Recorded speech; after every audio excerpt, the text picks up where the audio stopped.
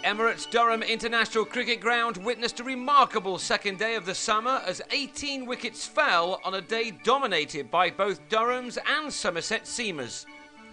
Durham were dismissed for 250 on the first day, and that soon appeared to be a very handy score, with Errol Sapaya in early trouble.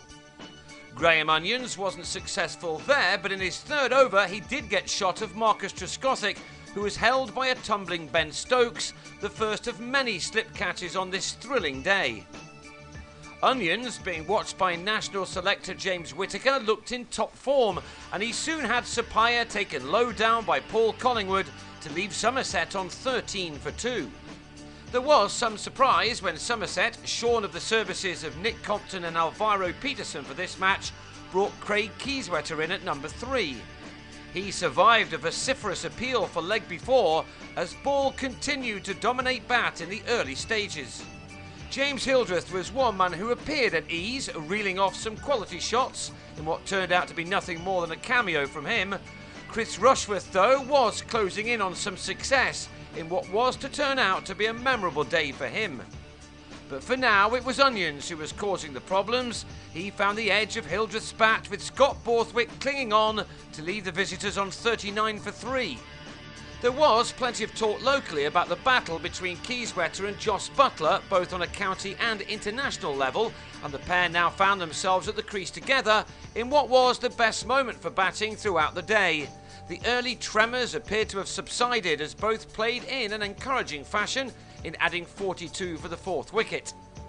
The best shot of the morning came from Buttler, who pulled Stokes over the ropes for a 6.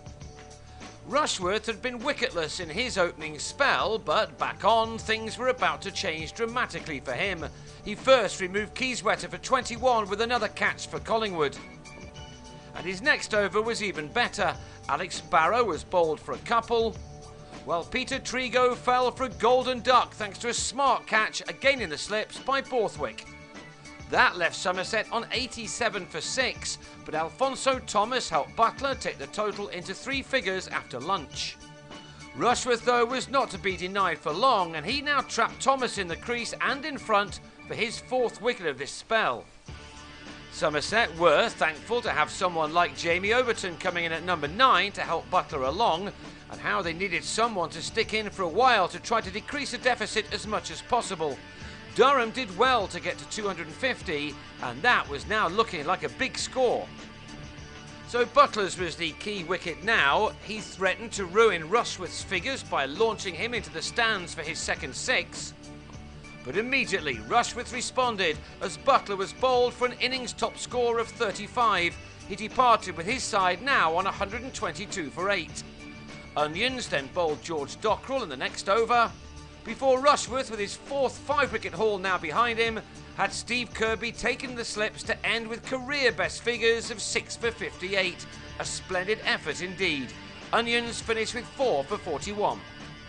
Somerset have been run through in 38 overs for 132, but their bowlers now responded in kind. In his second over, Trigo had Mark Stoneman caught at the wicket.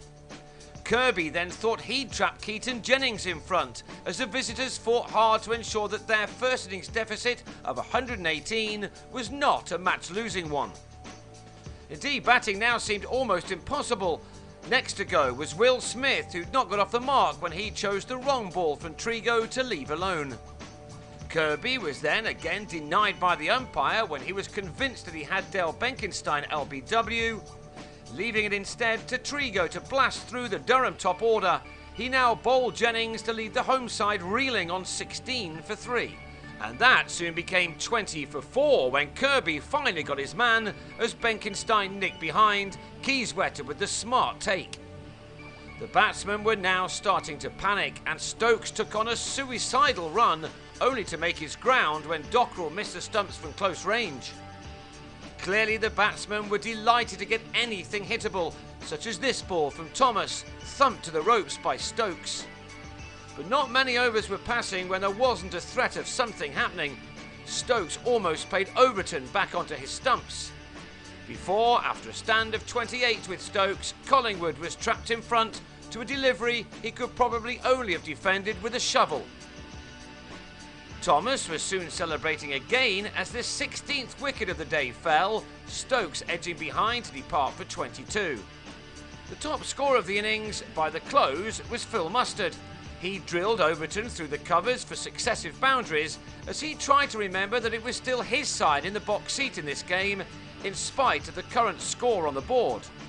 And that read 68 for 7 when Borthwick was smartly taken by Trigo to give Thomas his third wicket.